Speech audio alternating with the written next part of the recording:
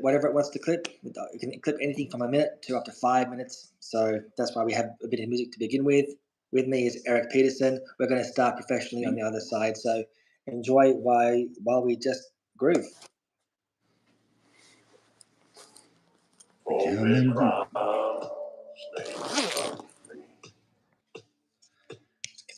How's it get the specs right? Go.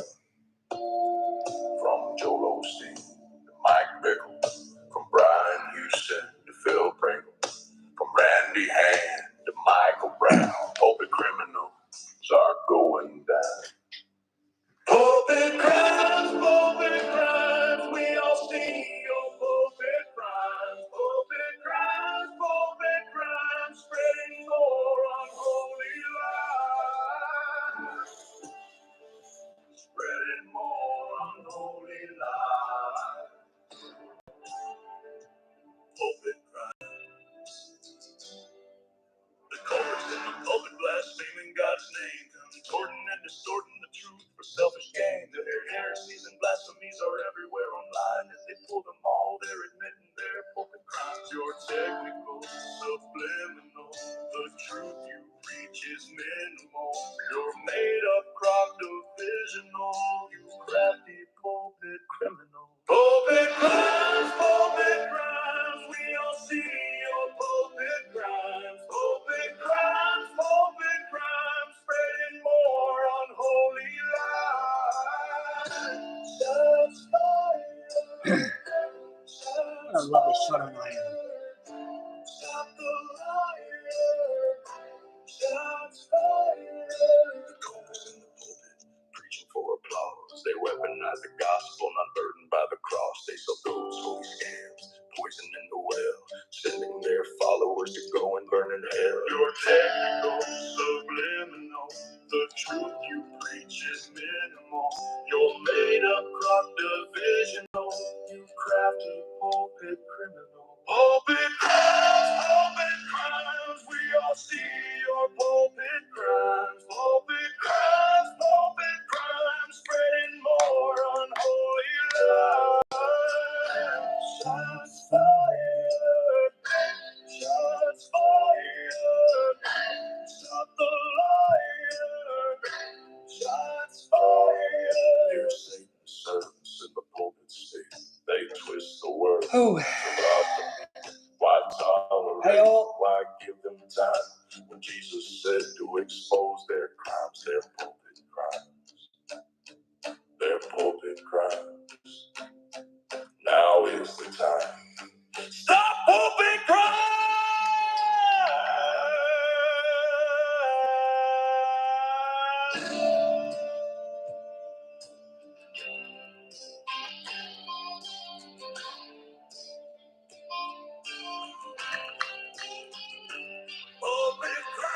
Pulpit crimes, we all see your pulpit crimes. Pulpit crimes, spreading more unholy lies. Shots fired, stop the liar. Shots fired. Avoid the wolves. We take ads, have fun. Depart from them. These lawless Are you ready? Their pulpit crimes will all be judged before a righteous and holy God. Okay, so I'm just going to get you up to the next section. Here we go. Okay, cool. So thanks for everyone for joining. So we're about to start in 5, 4, 3, 2, 1. Hi everyone, Jake Elliott from The Framework, your host, your heresy hunter, your witch hunter, your dragon slayer, your demon slayer destroyer, your apostle, your prophet, your polemicist, your what's the other one? Polemicist and the apologist. Yeah, all these fancy titles mean nothing in the kingdom of God. At the end of the day, we're all called to be disciples, and gosh, is that hard enough just to be a disciple? I think my guest, Erik Pederson, can tell you that. So this is Erik Pederson. He's joining us for part 4, where he's getting a chance to respond to this shocking interview between Heather Schott mainly and Dr. Michael Brown. There's another man that is in this interview by the name of Jaco Boyens, and I don't really care much about him, to tell you the truth. He just shits his mouth off, and I would actually say he's doing more damage to the reputation of Dr. Michael Brown. In fact, everyone in this interview is shooting themselves in the foot. So the reason why I'm so blessed to have my brother Erik Pederson on the show is because he has had quite the amazing life. Not many people could live a life like Erik Pederson, and I'm just so thankful that someone like Erik can be on the framework to share snippets or parts of his journey, while also opening up to talk about some pretty important issues regarding some of the topics that they kind of just impose on people that have come out of abusive churches or people who've been abused in abusive churches. So want to introduce yourself, Erik, before we start? Like, what's your channel? What are you doing on social media? Oh, you're on mute. Is that better? Can you hear me now? That's much better now. Yes. So tell us about your channel. Tell us about what you do on social media, what you're doing on social media, and anything else that you'd like to introduce our audience to. Very, very quiet for quite a few years. The channel's the Outback Berean, TOB, also known as the Old Bastard. You can find me on YouTube, Twitter. What's the one with the app symbol? Threads? All of them. I just clicked and joined everything one day, and so it's all out there. But I'll be starting my podcast again soon, so look out. That'd be awesome. It's going to be interesting. Yeah. I'm going to go out there this time. It's going to be different. We'll see what happens. And hopefully I'll start writing again too. My brain's starting to work again. Yeah, it's only taken, 2 years, 3 years? Yay. Sorry, Heather, I didn't go to my Lord for my healing. Sorry, folks, I had to put that in there because I know there are people out there that have been told that, you just got to go to Jesus for your healing. Yeah. Sometimes it just ain't that simple. And these folks, I think they live in, she reminds me of a Barbie doll. Now, I don't mean to be rude, Heather, but it's like you live in a bit of a bubble. When was the last time you broke a toenail, love? Or a fingernail? I'm just saying. I got no idea who she is, but she acts like she's in this little prima donna world she lives in and is giving advice to people on matters and concerns and things. Obviously, I don't think she's had anything to do with. These people don't like us, per se, people that have been through this crap, because we can get messy. You invite us around for dinner, there may be tears. We may cry. We may talk about stuff that may, cause the hair on the back of your neck to stand on the end. Can't we just talk about the weather, Heather? Yeah, Heather, It's really strange. But yeah, let's get into this, man. Because she's probably never eaten a grape with a skillness. So I thought I tore a putty cat. Who's this? We've got a whole heap of folk here today. Yes. G'day, Gail. G'day, Tina. Man. G'day, Schnelven. That's a cool name. Love Schnelven. It feels better when you do this with a lot of people because it makes us suffering a lot less. Let's suffer together with Heather. It's like if everybody steps in that one cow poo, not everybody gets that much on their feet. So we share it all around, Yeah. It's wintertime. I'm thinking about dairying. I'm thinking about when we used to work in the dairy in wintertime, man. You'd see a cow drop one and you'd stand in it to warm your feet. On those cold, frosty mornings. Oh, yes. It was terrible, man. You'd be standing there warming your hand over the top of one, Yep. Hi, Tina. And then everyone does that classic poop walk. Your foot gets stuck to the ground all the time. I've had my days of that, but I haven't dairied for years, mate. It was good. I really loved it. Cows are great because if they have a problem with you, they'll let you know as soon as they're in the bales. When that backside of theirs is facing you, they just go, shoof. I've seen them blow hats off people's heads, man. It's hilarious. Oh, good times. Good times, man. Yep. Big eye-opener for a city boy.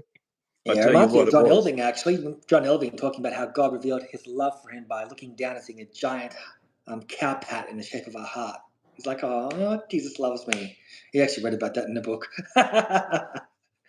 You know. Wow. Well, that reminds me. Can I put in a quick funny story here? Sure. Randwick Baptist Church. We were there back in the 90s with the vineyards spreading that Toronto nonsense. And I remember this one night, it was quite interesting. We had a fella there in a kilt. And we were all concerned. And you know why? Because if you wear a kilt, you don't wear knickers. And this fella got prayed for, bro. I'm glad the, what do they call them? They used to come and cover you up. Panties. You know, like you had catchers, and you had people that used to go around with little blankets to cover your legs. This dude's kilt went flying up in the air, and we were all like, whoa, look out, fellas. And about 15 minutes later, somebody come up and put their hand on me, and I fell face first onto the ground, man. Like, seriously, I planted. I thought I'd smashed my face in. Didn't hurt me for some reason, but I'm lying there, and I guarantee you, and it was really funny because I started laughing. It wasn't the Toronto blessing. About 2 inches from my face, somebody had walked through something before they came into church. Oh, no. And I'm lying there. I couldn't move, and I thought it was so funny. And I'm starting to think, are you trying to tell me something, God? Are you rubbing my face in this because this really is all crap? You know, and that's when I really started to question stuff, you know. What a revelation. Imagine putting that in a book. I had a vision, and it was poo. Remember Nanny McPhee and the Big Bang? Yes. We're in the Museum of Poo, cow poo, duck poo, chicken poo, poo everywhere. I love that scene. And right now we're about to review poo. Yes. Oh, how now, Brown Town? Yes, Flush that damn turd down. Yeah. Oh, and speak of the brand. There we go. Here we go, folks. 3, 2, 1. I said, bro, it's all right. I had an encounter with the Lord the night before, and it was very supernatural. And I started crying. I was at the DFW airport, weeping. I thought it looks weird talking to him, saying, hey, Jesus has our back. It's all right. I said, if this is what it takes to get the message of redemptive love out, it's worth it. Let me go through this public humiliation for stuff dealt with 23, 24 years ago, and if Nancy can handle it, whatever happens, but let's get the message of God's redemptive love out, because that's the cross. That's the essence of it all. Yes, I hate sin. Sin's terribly destructive. I can shout that from the rooftop. It's terribly destructive. You know, for students say, well, Dr. Brown, we were in the school, you had these harsh rules. First, I've been in many ministry schools, Bible schools, and it's very common to have certain standards everyone lives by. But what people don't know is the amount of people that would come privately. Brushing it off now. Confess to me, to other leaders. And our first thing was always mercy and restoration. If the sin was extreme enough, they'd be put out of school. But we'd say, stay local so we can keep ministering to you so you can come back in 6 months or a year. Everything else, we would work with them within the context of, okay, let's get you counsel and ministry while you continue as students. And, you know, for people who say, well, who's the real Mike Brown? Who's the real Dr. Brown? I didn't publish any book in that season, 2001. No, he didn't. Early 2002. There's not a single article I wrote then. In other words, it's not like people look at it, they throw your whole ministry into question. Basically want to cancel everything you've done. Okay, so any comments so far? I've got a few things to say about that. It's interesting at the beginning there, he says, you know, Lord, if this is to show your redemptive mercy that we go through this, blah, blah, blah, blah. He's setting up his own stage.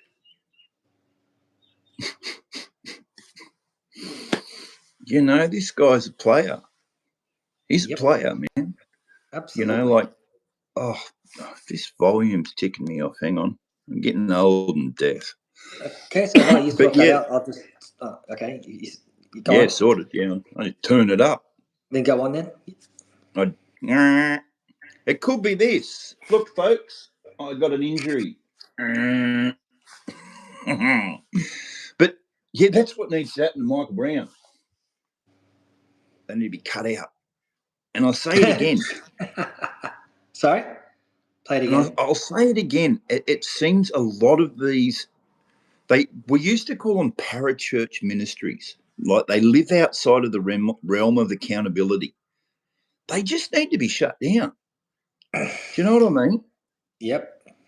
Look at the whole drama with Sean Fook or whatever I can't say his name. I can't say it. It just makes me laugh. Just call him Sean Coit. Sean Coit. But look what happens to somebody like him. No accountability. And I think the other day, the amassed amount of money was $721 million or something that Copeland's got. Yeah. You know, and his great-grandson or his grandson's now corking for $2 million for a jet. I say, get stuffed, walk, bitch. You know, like put the thumb out. And this is all about the end times wealth transfer as well. That plays a massive role in this kind of NAR dominionist ideologue. And it takes the whole concept away too, with all the stuff they got to have, of, you know, take nothing with you except your Learjet. That's what it's like. But yeah, Michael Brown here is setting the ground, you know, like, woe is me, poor us. If I go through this to show God's redemptive mercy, let it be so. You know, he sounds like a pope. It's really annoying. He sets himself up as a pope even back then, and in some ways he preached about himself. So, folks, what was going on around about 2001 to 2003 was his transition from the Brownsville revival to his fire school. So he actually had to reinvent himself, but he was already in that process because, one, he was regarded as a spiritual father. He was hanging out with Apostle Luke Engel and Apostle Cheyan. In his first time when he was claiming he didn't know what the NAR was, he was even saying that he was part of Lou Engel's The Call board. Sorry. And on that board was people like C. Peter Wagner. It's the Engel anointing, I know. But he was there with the top players of the NAR from 2000 to 2003. And when he started listening to his sermons to establish who he is when he was launching the Fire Church, I think Chris Rosberg reviewed a sermon, something about the revival revolution, where God spoke to him directly. He went to Apostle Cheyan to verify this word because he was on Cheyan's apostolic team. So he's not part of the NAR at all, folks. But what he was trying to do was trying to establish his apostolic and prophetic authority so people could take him seriously. So when he's talking like this, something ain't lining up, folks. Like, this is him trying to reinvent himself. And rather timely, I must admit, with all the stuff that he's trying to brush under the carpet. It reminds me very much of the whole Frank Houston, let's go from AOG to ACC. Now Brian Houston's in the crapper. And people, if you're watch him starting to reinvent himself. He's starting to hang out with the boys again. He's doing leadership training and stuff like that. And so people will accept them back in and they start again. How many times? Too many times. I've seen these predators come up again. That's what it's like. They just keep coming up. Let's keep going. I'm into this. I'm into the mood. I've got my gummies. The person that I said earlier, the one you heard teaching, that's the real me. That's who I've always been. This brief period of terrible struggle and falling short in this ugly way. And I've been enjoying the mercy, forgiveness of God. But I've said for decades, I'm more amazed at the grace God's had on me as a believer than the grace he had in saving me as a heroin shooting, LSD using, proud hippie rock drummer. That's what startles me, the ongoing mercy of God in every one of our lives. And if we get the slightest glimpse of God's holiness, we realize we live by mercy every day. Every day. Yes. It is true. Each one of us. Each one of us. No. All right, let's transition into... I want to clarify something. He's not a Christian. He's a Jew. He likes the idea of Christianity. Just saying. I'll pack that in another episode. Sarah, I think this is what forms a lot of the conversations happening right now. And so will you just start off by telling us about your relationship with Sarah? Sure. So first, the larger culture in our school of ministry, we had almost 1,200 full-time students at the height of the school. And God put in my heart, the heart of the faculty, a real fatherly love for the students, such a fatherless generation. Yeah, you hear that? God put in my heart a fond love. Any thoughts on that kind of language and idea? And Bickle did the same thing, mate. IHOP. You know? Okay. God give me a vision. God told me this. God said that. God said what? Yeah, it's amazing how much God speaks to these people and God puts things on their hearts, but God never seems to convict them of their sins. No. For years now. And we never asked for it, never promoted it, but they'd start referring to us, hey, Dad. You know, we talk about having spiritual moms and dads. It became part of the culture. Yep. And Sarah was one of almost 1,200 students in the school that was like that. And I get these Dear Dad notes from her, but we've got, Nancy and I went through this giant box we had in the attic. I mean, a big, big box filled with Dear Dad notes. Yeah, Dear Dad notes. Anything normal about that? That's weird, man. That's weird. That's it reminds me of the way that they call Heidi Baker Mama. Do you know why they call her Mama though? Because she's an apostle. Do you know why they call Frank Houston Pop? Because he's an apostle. An apostle. Why do they call this fella an apostle? Daddy? Because he is apostle. Yep. It's the same as Wimber. Wimber had that. That a lot of people called him Father John, sort of thing. Yep. We got Papa Bill. Strange, man. You got Papa Che. Papa Che. You've even got Papa Lou. Eshe. He could be Eshe. Papa Eshe. Sashay away. Yeah, I'll keep going. Oh, man. Congrats. To this day, I'll say, hey, Dad, how you doing? Other leaders, the same thing. It's not some strange cult-like kind of thing. Yeah. Sarah. Yes, it is. Yes, it is. Imagine you know what's funny, Jake? With my second marriage, right? I got two ring-ins. I got two kids, and it took me like years to get used to being called Pa or Dad from them. It's weird, let alone having somebody at church. If somebody called me Dad at church, I'd be like going, do I know your mother? I'm sorry, but that's the truth. You know, it's like, Dad, that's weird. That's creepy. It's not a bit of a, he says. Yeah, it is. It's almost idolatrous, you know what I mean? It's like, yeah. Well, in Matthew 23, it says, don't call no one here your father. And like, this is the same movement that says we need to call Father God Daddy. Oh, please. Right? Well, what is it? Papa God. Papa Gotti. Papa God. I think Heidi Baker uses Papa God.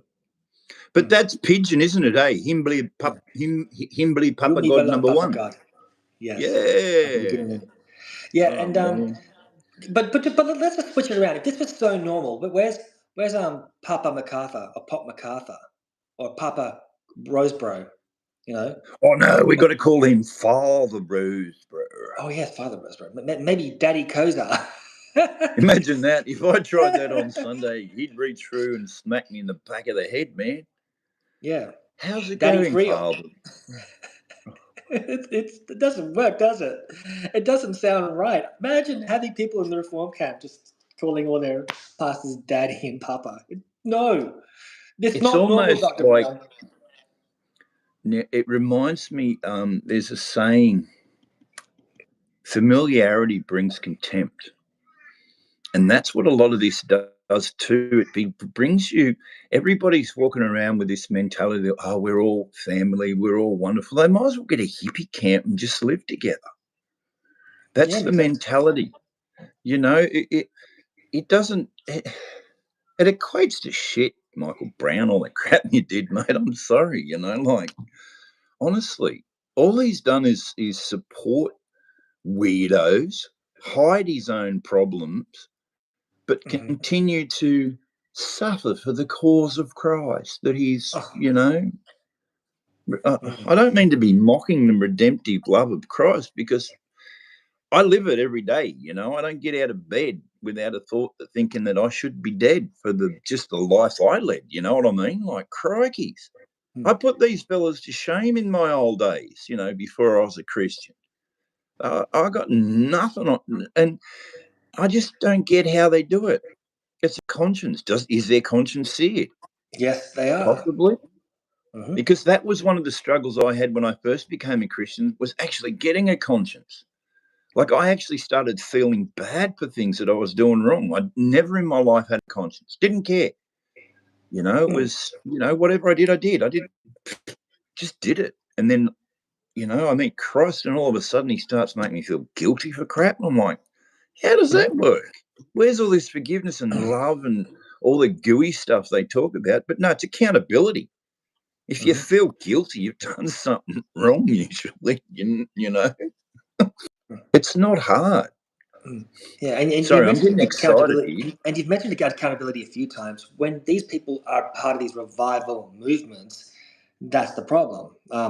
Church means that there is structure and accountability structure. Yep. When it's a movement, with what Dr. Michael Brown's a part of, which he prefers, there is no accountability. There's no laws or bylaws or policies or procedures that govern a movement or an activist movement, which is what this guy likes to present himself as, with this holy war talk and raising up a generation like Esther or Daniel. Joel's army, mate. Like, seriously. But see, like, now his time was before mine, but I went through the same nonsense with the Vineyard as well. They did the same thing. They were a movement. They weren't accountable to anybody. And when they came to Australia, it was an issue. That was one of the first things a lot of the churches were saying, like, who are these guys? Who are they answerable to? And then so John comes up with the idea of creating the Vineyard. You know, it was the Vineyard churches. To normalise the fringe, which is what Michael Brown does. Yep, exactly. And then once they get in, man, they're like termites in your wood. They'll slowly eat away until your foundations are gone, and they replace them with their own flaky rubbish. And it was hard to watch, you know, looking back now at the churches, and then no accountability. This will give you an idea of what it was like. I think our church, it was called the Midway Vineyard Christian Fellowship. We were at Pennant Hills first, and then we moved to Cherrybrook. And they're Midway, so they couldn't tell if they're up or down. No, we were the Midway. We were the ones that were. It was the mentality that we had, that we were picking up the ones on the fringe, the ones that nobody wanted. And it was interesting because a lot of our church members were ex-Hillsongers. So I really got to know about Hillsong in the 90s. Real early. I was questioning Frank Houston's pedophilia in 96. That's when I started questioning it.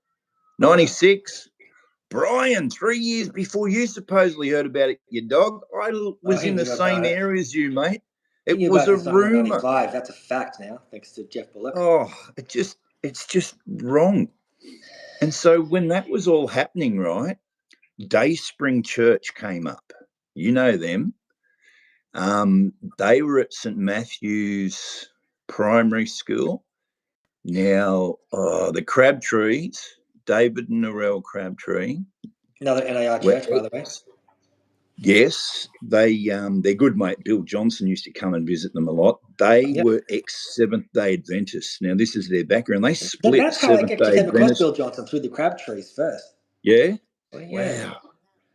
I came through. I got a lot through them because they eventually became the pastor of the Church of Women. But going back, they pretended to be a Vineyard church for about 6 months before they were even a Vineyard church. They were advertising venues and all this crap, and they didn't even get a slap on the wrist and just got welcomed straight into the Vineyard. Oh, well, you might as well become one of us now because you've been doing it for that long. Interesting you say that, because that's exactly what people were doing with Sean Voigt. They were just starting the burns and these furnaces, and Sean was like, "Yep, that's how you might as well join us now." Suck up, Bill. But ours was official. See, we started ours officially, and It was interesting because there was a lot of people at that time that were looking for something different. And it's the same as Brown. They come along with something different. They put it in a nice little God is packet. doing a new thing. Oh, please. Hop on the bus, man. Hop on the bus. God's on the move. Yeah. Oh, please. You know, like we've all been through it. Mm-hmm. And, oh, you know the worst one? Remember that other one? I'll have another drink. Do you remember that one?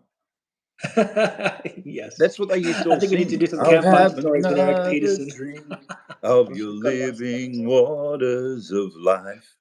I think Kevin Prosh started that one day. You know, it was just one of those stupid things. And, yeah, they just advocated nonsense. And this is what Brown did. Brown at Brownsville, you know, like the whole thing was. Just watch the videos, Michael, of what went on there if you don't think it was weird. Honestly. Mm. Well, let's get going, man. You get me all excited now. I'm glad I am. Getting me rolled up. First to say she came from a very dysfunctional home, and maybe related to me as a dad even more because of the home life she had. And she graduated like anybody else, came on staff, became friends with our daughter, Megan. So she just was around us more and always wanted to help out. Whatever she could do to just, after me, grab my Bible and bring it to me so I didn't forget it. Just super helpful and dear dad, all this. So we ended up spending more time with her. Her office was not far from mine. She'd come over, give me a big hug. Again, totally innocent on her end, and my response the same way. She went on family trips. I'm thinking I can count at least 4 different trips she either traveled with Nancy. And that is a great point. DRV Debbie just said, blame the victim with daddy issues. He did actually allude to that. He did. He just dropped that in there. Wow. It's an interesting situation he's talking about here because at one stage when we were at the vineyard, we had a young girl living with us. She was about 18, 19 or 17, 18 possibly. Yeah. Never once did she refer to me as dad. She was doing it tough, and she lived with me, my wife, and my son. Mm-hmm. Never called me dad. She called me Eric. Called my wife her first name. Called my son by her first name. There's never no dad, no weird shit like that, man. You know what I mean? Like he should have called that out earlier. Yep. But going back to that comment, blame the victim with daddy issues. If he was even entertaining that idea that maybe she did have something problematic with her past with her own dad, that's more of a reason to actually make sure that in the culture that he is setting, that people don't call him daddy or dad. Yep. That's bizarre. A no bueno. Oh, actually, this lady's working. Could you imagine it? Could you imagine it for especially women if they grew up and were abused by their fathers and all of a sudden they've got these creeps wanting them to be called daddy? You know, it just... Most men would go, uh-oh, I'm in a very compromised situation here, but not Dr. Brown. It's fine. Dang, man. You know, like, yeah, run for the hills when that kind of stuff happens. Mm-hmm. But that lady should have been helped. She should have been, you know, like if Nancy is part of this ministry or whatever, you know, or don't ladies minister in his ministry? Is it all just blokes? You know, ladies should have been caring for her. Absolutely. And I kind of missed it, but hear that again. Her office was not far from mine. She'd come over, give me a big hug. Again, totally innocent on her end, and my response the same way. She went on family trips. I'm thinking I can count at least 4 different trips. She either traveled with Nancy, with our daughter, with grads, just to be on different out-of-state trips. We're always ministering. Yeah. So did the daughter hear this I was gonna say victim ever call Dr. Brown daddy or dad? You know what I mean? Like, does the daughter have a problem with someone else calling her dad? Like, it sounds really weird. It sounds beyond weird. It's a strange one. But the fact that she was, obviously, it sounds like it could have possibly like been innocent at the beginning there. Like it sounds like that they were trying to help her. Now, I can go back in history. I was 14, 15-year-old, and I had a family in a Baptist church that used to take me away on family vacations. They used to take me down the coast to their holiday home and share their house with me. It used to scare the crap out of me. I used to think, why are these people being nice to me? You know, and they never pointed the finger at me. They were always kind. And they loved the hell out of me. They didn't have to do anything. Just them being them was enough, to try and it started to break down the walls. And but nah, I didn't go up and call, I used to call the two parents grandma and grandpa, just out of respect, because they was old. They was, like crikeys. And I grew up in that era too, where everybody around our street was an auntie or an uncle. Oh, yeah. You know what I mean? It's a different mentality. And so even in that situation, I couldn't see myself calling somebody outside of my family, apart from in the Indigenous community, an auntie or an uncle if they're not. As soon as I found out I was adopted, bro, I cut those jerks off in my family. They were no longer auntie or uncle or anything like that because of the way that they treated me and my parents. And when I was adopted, it was awesome. When I was 18, I remember going to a party once, and one of my uncles, smart-mouthed my old man, I just went, "Oi, I'm 18 now, prick. Don't do that shit around my dad." And that was it. It was great. It was freedom. It was really good. It was good to find that out. But I've quietened down a lot now, folks. I've been medicated and taken care of. Sorry, Heather. Heather. I failed again to go to, Jesus for my healing. This is the most sedated we've seen Erik on this program. How many years, Jake? Now, listen, I was about 13 when I started going to church, 12 or 13, and I'm 58 now. So it's like 45 years. 45 years after I was first abused, Heather, and I still suffer from problems now, What's going on? Yeah. Oh, yeah. He's someone that hasn't gotten over it, unlike what you just tell everyone else that they should be doing. Just get over it, get healed, and then move on, Heather. Yep. It's hard. Okay. It's hard. Yeah. Anyway, good night, guys, the ones that have got to go to bed. Mm-hmm. There we go. So we got real close with her, and I want to make this as clear as I can, because there's this completely horrific, 100% false. He's about to admit he had an affair. Being painted. So I want to be as clear as I can.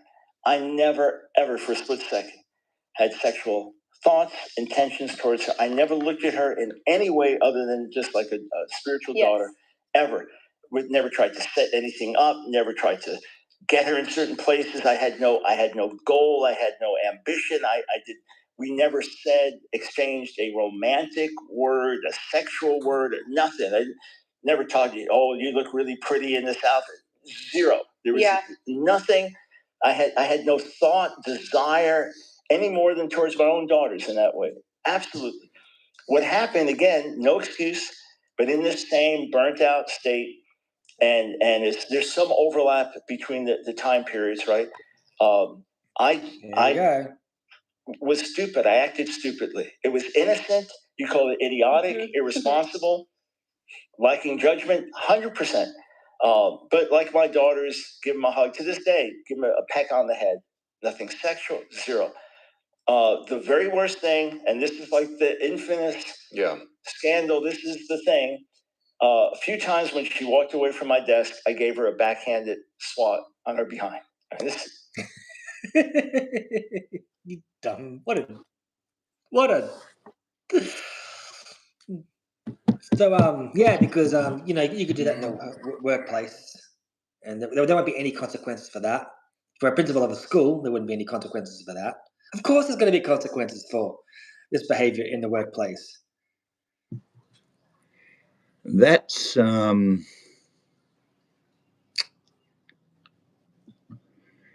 Michael Brown. What you did is what destroyed my marriage the first time. I did the same thing. The innocent hug, the kiss on the top of the head, mate. It's because your heart already knew what it wanted, and you didn't listen.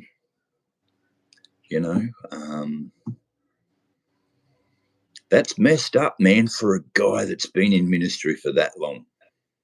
I was still finding my feet, I was still getting over the abuse and shit and all the vineyard crap, and that's when everything in my life fell apart.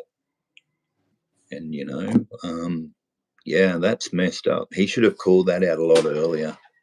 Yep. People are wasting their time even talking about him with that confession. Yep. You know, honestly. Just put it back again so you can hear it again. He admitted it. Yeah. And this is like the infamous scandal. This is the thing. A few times when she walked away from my desk, I gave her a backhanded swat on her behind. And this is amazing to have to tell the whole world this. But that's what happened. It was idiotic. It was inappropriate in terms of she wasn't my daughter. And I would have done that when they were younger, you know, playful way. But it was... He would have done that to his daughters in a playful way. Would he have done that to his own sisters? Yeah, that's weird. Because it says in the Bible we're to treat them like our sisters in Christ. Would you smack your own sister on the ass, kiss her on the head, have a sit on your lap, Mr. Brown? Just asking. Maybe if there's about 3 or 4 or 5 when they don't know any better. But yeah, seriously. Seriously, man, this is just dumb. The things that he's saying I am a stupid man. That's you know, he's just a stupid man. There's people like him in the church. That's fine. They're in the church. They shouldn't be in ministry. You know, they don't need to be in contact and do this stuff. You don't have to have 1 million followers to reach people for that end time revival, Mr. Brown. Get your ass in a pew with your wife and shut the hell up. It's not hard. Big deal. I don't get it. What's the desire to be a pastor? Do they know how hard it is to be a pastor? Man, you might as well have dead men walking on the front of your skull if you are a real pastor. These guys aren't. They're just playing games. Pissing me off, man. It really is. Unqualified, exactly, Sarah. Absolutely unqualified in his own words. Now that you're getting worked up, I had to do this quickly. I've actually got this book. I actually got it around this time period, around about 2001. Some people might have seen that book.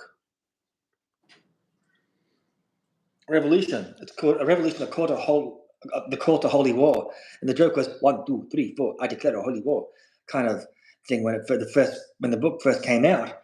But this was published in the year 2000. This is around the time this was all kind of happening. Yep. And knowing how Michael Brown markets himself, he would have been dropping this book everywhere he went. So while he's calling people to a higher level of holiness and revolution of holiness, we need a cultural revolution. That was here he is doing this inappropriate stuff. I didn't write any books. I didn't do any of this type of stuff at the time. They were thinking, being very, very fascinating with the truth. Isn't it ironic? Like there's people out there like myself that have just walked away from ministries for the sake of the other people, because it's not about us. You know, it's not about us. And that bloody pigeon's back. Yeah, it's not about us. I don't know. I still, again, I don't know. I don't see the crowd from ministries. The guys that I know that are real pastors, man, they're in pain. They suffer. You know, like they weep and cry for their church. You know, they don't weep and cry crocodile tears because they get caught and found out for doing the wrong thing years ago. You know what I mean? Absolutely. It's just bizarre to me. I'm nearly in need for a coffee. What do you reckon? We've only got 5 minutes.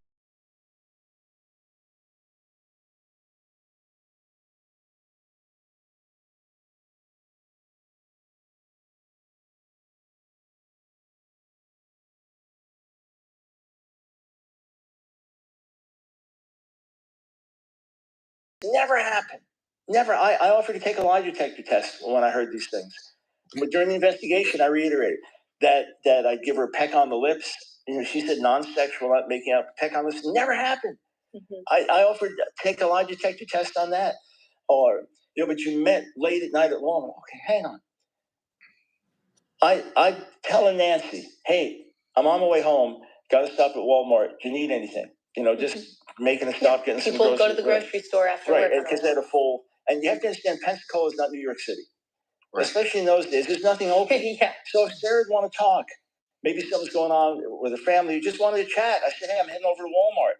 You know, she texted me, where are you? I said, I'm heading over to Walmart. Why Walmart? Because that's the one place where there were people. It's a public place. If I wanted to have a secret meeting, there's like 1,000 places. You say, meet me at my office where I'm at by myself. Right, exactly. Or go, and we didn't have security cameras all over or any school where there's nothing going on. The whole like, well, you met at Walmart. It's the most innocent thing. I call and say, hey, I'm on my way over to Walmart. Meet Sarah there. Need anything? It was that. It's in my journal. You know, Sarah at Walmart. Just yes, and Sarah is saying he's over-explaining. Yes, he is. In other words, he did meet her at in the car park. Didn't he just say really that they weren't meeting, like that he didn't single her out, or that he wasn't hanging with her in a compromised place? He said something like that, like about 2 minutes ago, and now he's saying, "Oh no, we did hang out." There's a weird gaslight element to everything that he's doing in this. And the interesting thing too is this is a really good play in. Now, I'm not pointing the finger and accusing Michael Brown of being a predator, but that is a classic play, is to create a relationship in public in view of everybody. If you can create an emotional bond with somebody in the public eye with everybody, when it gets physical behind closed doors, that person is so vulnerable because they're already committed to you. You know, I don't know whether this went physical or not to the point, but it could have easily, because that relationship was there. It was the bond. That's a bond you don't create with other people. You know what I mean? You know, it's just, I'm just scratching my head thinking, what? Yeah, this is big. You know, it's bigger than I thought. He's saying way too much, if you think about it. And this is interesting. Like, it's gone quiet. Like I asked you yesterday, are people still talking about this? And you don't sort of hear much. It's like the Frank Houston thing. That darn thing was swept so quickly and fast under the carpet. And Brian back in ministry, all happening full swing for years still, that you wouldn't get away with it if you were a criminal. You know what I mean? Mm-hmm. And this is the thing that I don't understand, is that how do they get away with this? You know, they call, what is it, statutes of limitations and all that crap now. That, you know, it happened so long ago that it's not. Yeah, I know. I hate that. Yeah, but that doesn't take away the fact that it happened. Do you know what I mean? Like, so what? What if, say, it's like, say, for instance, something happened 40 years ago and that fella ended up having a child to a woman that he preyed upon and walked away. That child's still his. After the 40 years or 25 years or whatever it is, the statutes of limitations or whatever it is they put on some of these things, that kid's still walking around. The consequences are in that poor woman's face every day. You know, even though she loves that son or daughter dearly, it's there without justice or mercy or grace behind it. You know, and that's the big problem. These people, a lot of people, they don't see justice. And to me, I think it's very important that justice be seen for a lot of these people before they die, man. Why live with this shit in their heart? You know, and as much as these people say, oh, you've got to forgive them and move on and blah, blah, blah. Forgiveness is fine. It don't take away the memory of it. And like I explained in one of those other videos, some of the memories I got ain't nice. You know what I mean? When I did the interview with the police, it was really bizarre. My brain actually worked to the point where they were asking some of the most out there questions that I could answer. Do you know what I mean? It was like intimate details. But then now if I tried to think about that stuff, it'd take me a long time to work it out. So your brain works with you and against you sometimes, you know? Absolutely. I lived in hope that I would see justice, you know, for not only for myself, but for the other people that this may have happened to. And others I know it did happen to, for crying out loud. You know, I know it was a fact that we were underage and being groomed and molested. But no justice. Exactly. That's just rude. You know, that's a slap into the face to all this crap that they go on about with safe churches, breaking the silence, all this nonsense the government are carrying on with. What we just got handed down the new law that if you're a second repeat offender pedophile, it's locked up for life now. Great. Whoop-de-doo. So what? Oh, but there is a sub-clause there. You're locked up for life unless you can prove you're no longer a threat to society. There's the loophole for all them lawyers who work for these predators, you know? They do. They look after their own. We've seen it all in the world, you know, like you only have to say P. Diddy and everybody goes, oh. Well, this is the same crap in the church. Wake up. You know, it's no different. These abuses that happen, physical, emotional, the mental abuse that goes on from these people who, here we go. These people, you open yourself up to your leaders because you trust them. So you become vulnerable. And when they treat you like shit, it's very, very hard to get over it. You know, they shouldn't be in positions like that, these people. Yeah. I don't even know why in Australia, I've talked to so many MPs about it. What is the classification of a church? Nobody can give me a straight answer.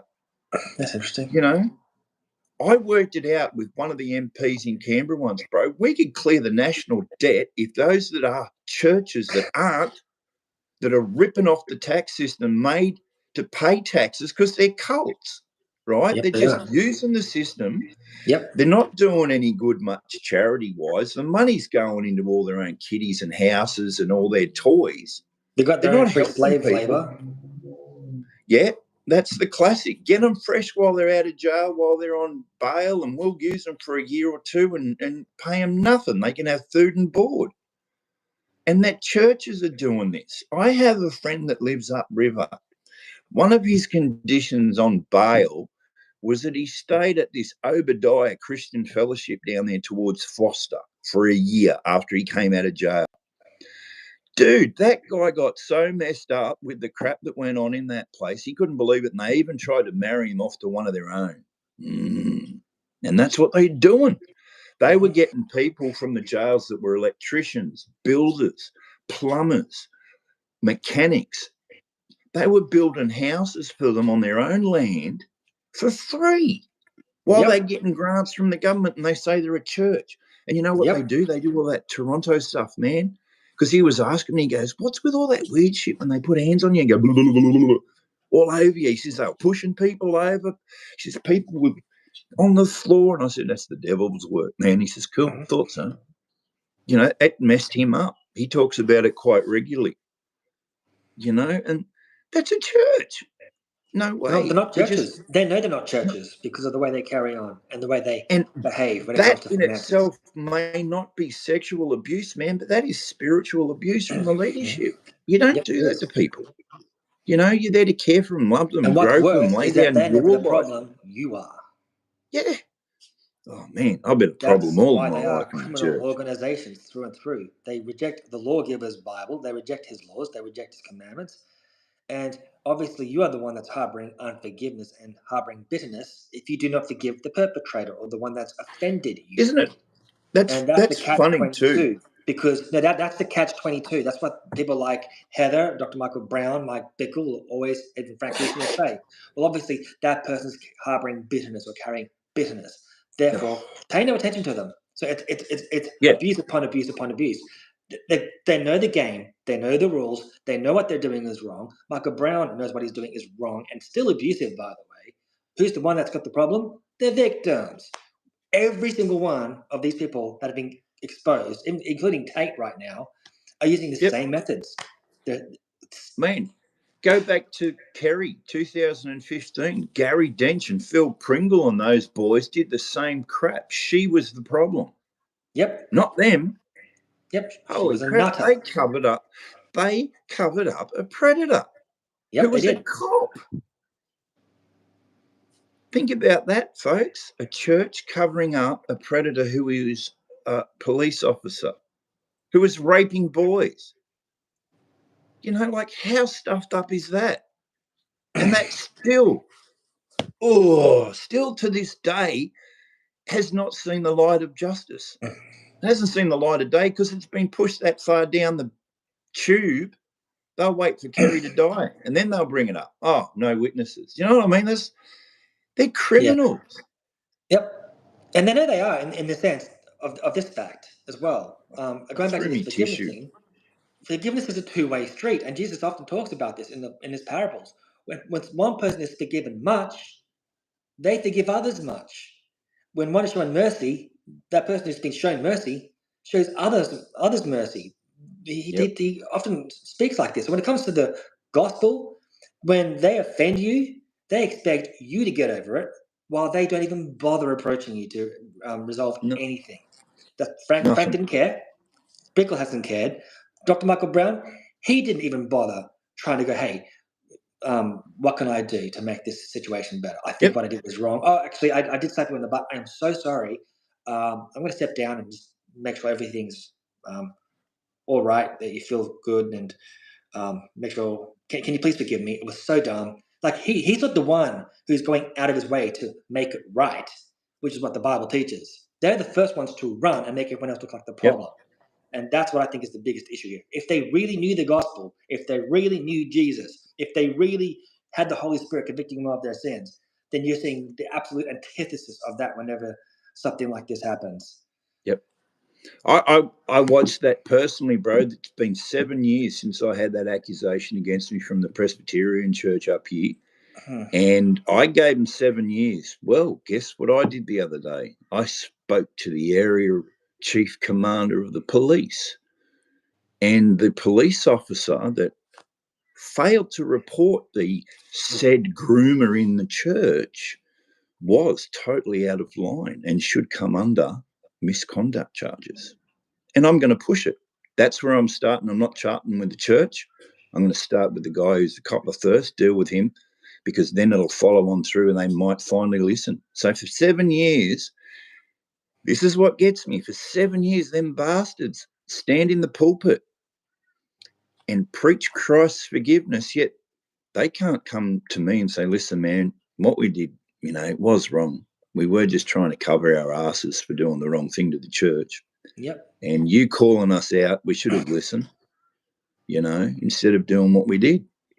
It's hilarious. It's heartbreaking because the church fell apart. There's hardly anybody in that church, and what was interesting is that I didn't say nothing. I just went, and I know a fella and his wife left that church after I did for what they did to me. And that was like taking their lifeline. He was one of the biggest financial contributors to that church. And he cut their throat the way. That's what you got to do sometimes, sadly. You just walk away. Don't give them the money. It's the same. I'm getting rolled, man. Okay. Then I'll just before we move to the next step, I might just say one more thing before we move on as well. What I find amazing with places like Hillsong is that they have millions of dollars. They could have Brian Houston or Christine Kane, because she's all about victims and sex trafficking. Christine Kane, Bobby Houston, they all could have come out and just said, hey, we are completely aware of how tragic our history is with Frank Houston. Or IHOP could be saying something along the lines of, hey, we are so shocked about our own horrific history. With all the millions of dollars over the years, we are going to be doing everything in our power to demonstrate Christian reconciliation and forgiveness. We are here to support the victims. This is what Christianity should look like. We are going to be leaders in this to do it the right way. Not one of these people have ever done that. They could have set that precedence. In fact, I was trying to see something like that happen at Hillsong or CLC. Never. No one wanted to know about it. They couldn't care about the victims. They created a culture of hating the victims and still idolizing these apostolic end times apostles, prophets, whatever. The money, like at the end of the day, money's just money. I don't need it, but if I get money from what's happened to me, I'm going to use it to help people that have been through worse shit than me. Yeah. And that's the whole principle of it. It's not for me to put in my storehouse. Remember with the story, oh, yeah, it's a good year coming, going to build some bigger storehouses. Let's just, yeah. Don't work like that in life. It just don't work like that in life. And that's like that fella that I know, Jacob Little, about Time for Justice. He does this. He was abused by the system, and he set up a charity to help people who were abused by the system. And but why are they being abused from the system in the first place? Yeah, exactly. Who's watching the Watchmen? That's what they used to say. You know what I mean? Yeah. Kerry's joined us now as well. God bless you, Kerry. Hey, that's my sister. She's a friggin' legend. Christ says, Kerry, many of us are already considered dead. You're not alone. Yep, she's my hero. I'm going to be there that day, sister, when we walk into that church and I slap that bastard Gary Dench across the face and say, time's up, bye. Time's up. We might need to calm down on that rhetoric. You might need to calm down on that rhetoric. Yeah. It was that. It's in my journal. Sarah at Walmart. It's the most innocuous thing. And now, I don't know if we could, put some of the screenshots up. Yeah, we will. What I'm being called now, sexual predator and groomer, and it escalated. That's a myth. There was nothing escalating. Yeah, to find the most extreme examples. What happened was somewhere in the first quarter of 2002, as I just thought better, get my head clear. It's like, no, that's not wise. That's not appropriate. And then everything was just as normal as could be. So when you say you were getting your head clear and saying that's not wise, that's not appropriate, specifically, what were you thinking was not wise or appropriate? Well, the affection, again, I told you the very worst of it, the backhanded flick, the peck on the head was even more innocent, but just... Yeah. So you kissed her on the head. Mm-hmm. Another confession. Slapped her on the butt, pecked her on the head, had an emotional affair, but, the critics are wrong somehow. You're on mute again, mate. How could I? You're on mute again.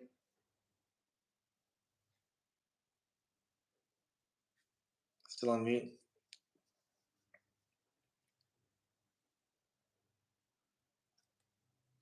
Oh, you all on mute? Hold on. Give us a few seconds. Can you say something? Nope. Can't hear nothing right now. So yes, would love to see his text, said Sarah. And Hyacinth Bouquet says, innocuous thing as in inoculating Sarah to abuse. Freedom of Christ says, just remember, as a member of the body of Christ Jesus, they did this to Christ Jesus first and are given time to repent. Interesting comment. Now we've got Erik Pederson's screen flickering, so I'm not quite sure what's going on there. And there's still no audio coming up. Can you hear me, Erik? Let me just try again. Okay, so he might just leave for a bit and then come back in, and I will just be talking as we just things get resolved. So see you in a second, Erik. See you soon. So yeah, thank you for joining us, Sister Kerry Ferguson. It's really cool to have you with us. Thank you so much for everything that you have stood for in the past. Please make our sister feel welcome. She is an amazing woman. She has been a fighter for a very long time, and it's not just against Hillsong and C3 that she's brought a fight. She's also been trying to expose her nasty red-headed sister, Amanda Wells. If you want to look up that lady, oh boy. Seriously, Amanda Wells, wow, she's a piece of work. But some of you might be familiar with all the stuff that's coming out with Tate and also Sean Voigt at the moment. And I think that also is starting to bleed over a bit into everything that we've been covering with Dr. Michael Brown, because all these guys network. And what I find amazing regarding everything that's just imploding, including Rick Joyner, including Chris Reed, they're all connected, folks. They're all connected. And it's been interesting even watching people like Jeremiah Johnson and Patricia King jump into the bandwagon to lend their support to Dr. Michael Brown. Why? Because they're good friends. So there's a lot more happening behind the scenes that we need to be paying attention to. We are watching this entire empire that these apostles and prophets of the NIR have built starting to crumble. We just need to keep putting more pressure on them, making sure that they are being held to the highest accountability ever. And I think you know what I mean by that. This thing. Because not one of those people that I review, like Patricia King or Todd Bentley, Michael Brown, not one of them qualify, and they've never qualified to be an apostle or a prophet or a pastor or a teacher in the body of Christ. Why? Because they don't preach the gospel. And if you don't preach the gospel, then it's pretty hard to know what the right standards are when it comes to basic definitions like grace, mercy, forgiveness, reconciliation. They don't know how to do it because they don't know the Christian message. And the sound is back. Yes. Yes, I don't know what hear happened. Somebody rang me while we were yarning, and I've had that happen to me in my live streams before as well. Stupid. Come on, get your crap together, YouTube, and let us live stream from our computers. Please. Okay, so White Meat says NAR. Or I'll get Poid onto it. Okay, cool. So probably a right interruption to make us continue. We've gotten hardly anywhere. It's too friendly. And I just want to share something, and I love your humility and just saying it's too friendly and not okay. And this is not okay. But we get this. Not okay. Yes. Yep. Then why laugh about it, mate? I do. Sorry, what was that? Then why laugh about it? Exactly, that's a good point. Why laugh about it? But listen to what she's about to say again. Okay, but we get this. Not okay. Yes. Yep. I believe people in church understand the principle of spiritual mothers and fathers.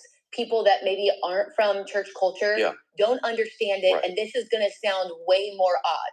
For the Christians that have grown up in church that are trying to make this sound odd, again, they're creating their own storyline of like, what did you do? No, spiritual fathers and mothers within the body of Christ is very normal. We have an entire... It's very normal. No, it's not, girl. It's not. This is specifically... It's make-believe. Information lingo. Creepy stuff. Man. It's make-believe, man. Yeah, it is. And it brings back those horrible, creepy sex cults that were kind of on the cusp of the Jesus movement as well, by the way. That's how creepy it is. It's not normal. The Jesus movement, most of them joined the Vineyard. Yeah. Let that sink in, folks. Hey, Lonnie. Of spiritual sons and daughters that... And I was trying to be there for her. Yep. We have paid for weddings. I have been at their births, in the room with their births, catching babies in some of the most intimate moments with them. My husband, there for weddings as the spiritual father in weddings, kissed on foreheads before. We hug them, love on them, their children all the time, because we treat them as a spiritual son and daughter. And guess what? In the same way, they love serving us. They love serving in different ways around the body of Christ, around the church. What in that letter that's put on there, some people may say, oh, well, what did she mean? But I want to lift your arms or serve you in whatever way. I forget exactly what that term is. It's up on the screen. We'll put it on there. But that is the... What's funny, someone just made the comment, Crick is the mom. Yes, that's a good point. There's Mama Crick as well. Crick is mom. It's not normal, folks. Part of a spiritual son and daughter to want to serve mom and dad to want to care for, love, and to make room for them to make space in the world and be what they're called to be. So what you're sharing right now, if you are a Christian, to act like you don't understand this at all, even beyond, is ridiculous. It is ridiculous. It's insincere. I don't believe you, frankly. I don't believe you.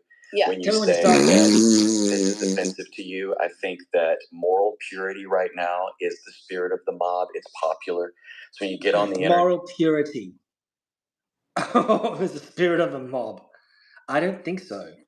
We just want anything that just functions correctly at this point in time, because it's these people that are pushing that moral purity nonsense. Well, saying one thing and doing the other. Weren't they used? Was the old term disciples? Was that? Didn't we used to disciple people, teach them in the ways of the Lord? Or do we that's the old wineskin church? That's boring. You got to be the. So what? We catch babies now and go to weddings. That's what we do now. Catch babies and go to weddings. Good on you. Hope she had a mask on. Wouldn't want that child to catch any of the bugs.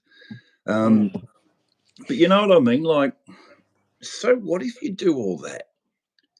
And it reminds me, I've gotten into trouble for saying this before, but it reminds me. Say it differently. It reminds me when we're taught in His Word to not let your right hand know what your left hand is doing. But in doing so, there's your reward. You know, you're going to go around and tell people what you do and who you are and I'm doing this and there's your reward. Keep your mouth shut. You know, do you know what I mean, Jake? Like, yep. I don't get it. But the spiritual mothers and fathers thing, wasn't that a kind of a Pentecostal thing? I'm trying to work out when it came in. I'm thinking 20s, 30s, post-Azusa, but the mother, it's creepy. Because wasn't there a Papa Copeland too? Yeah, I think there was something to do with Copeland. I think it kind of came with the latter rain. I think you had like Father Branham. Yes. I think it came around there with the latter rain. And it was kind of like we should keep going. You know, new wineskin. And say, I'm going to make this video, and I know it's not going to be popular, when you know precisely that it is popular, and that's the reason you're making the video, is because it's going to get the likes, the comments, and the shares, and the follows, and you can monetize it. Right. So I just want to look at the camera and say, I don't believe you. Right. And I also want to say, as a father, and I'll I'm a 43-year-old dad of 5 children, 4 of which are girls. I have my oldest girl is 15 years old. And everything that you described is a normal fatherly relationship. My dad did my this with daughter's me growing up. I kiss them on the forehead. He was flicking my rear. My dad I flick them on the rear. I'll give my daughters a peck on the lips. Creepy. So you're a dad and you're flicking your kids on your little girls on their backside. That says more about your character than I want to know. Kisses them on the lips too. He said he kisses them on the lips too. Yeah. Well, that could be a cultural thing. That could be more cultural. They sit on my lap. I mean, this is normal, non-sexual in any shape, form, or fashion relationship. You've said it. I would not do those types of things with someone who is not my daughter. Yeah. But I want to say this. Yeah. First of all, it's 2025. 23, 24 years ago is not that long ago, but it's that long ago. It was an incredibly different time. It was before Me Too. It was before the hypersensitivity of any type of normal human relations that we have now. Just look at the context, he's saying. Oh, that's a good shot. Look at him. Look at him right there. Hello, just listen to me. Okay. Sorry. This guy's hypersensitivity. Some of that's good. And much of it is not good. I don't know if hypersensitivity, accountability around someone. Accountability for sure, but I think in the culture have for sure been sexually harassed. Those lines aren't okay. For sure, it's not okay. Absolutely. But when a father is questioning whether or not he should love on his daughter, this or either a spiritual father and daughter. I remember we were praying into the justice residence of who we're going to have in there, and a spiritual leader in our life immediately corrected and said, "You cannot just have women in there. The redemption of Father and God has to be restored to them, so they're not afraid of men. If you never have men around them that are loving on them, then it's never restored of what a godly, righteous man looks like. They're going to struggle in a marriage for the rest of their life.